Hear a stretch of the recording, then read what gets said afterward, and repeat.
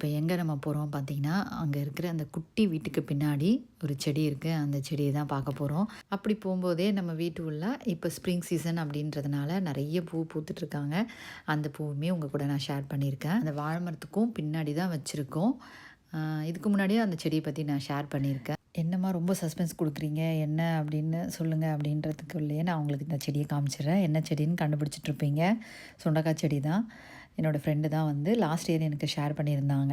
ஒரு வருஷத்துக்குள்ளே நல்ல ஈல்டு கொடுக்க ஆரம்பிச்சிட்டாங்கங்க இந்த செடி. என்ன இந்த செடியில் இவ்வளோ ஸ்பெஷலாக அப்படின்னு கேட்டிங்கன்னா, கண்டிப்பாக ரொம்ப ஸ்பெஷல் தான் எங்களுக்கு. நாங்கள் யூஎஸ் வந்து ஏறக்குறைய ஒரு 15 வருஷத்துக்கு மேலேயே ஆகுதுங்க.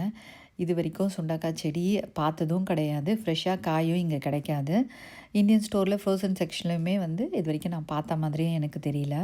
அதனால் இந்த செடி வந்து அவ்வளோ ஸ்பெஷலு. அந்த ஃப்ரெண்டை நான் எங்கே பார்த்தாலும் இந்த சுண்டக்காய் செடியை பற்றி சொல்லி அவங்களுக்கு ஒரு தேங்க்ஸ் சொல்லிகிட்டே இருப்பேன்.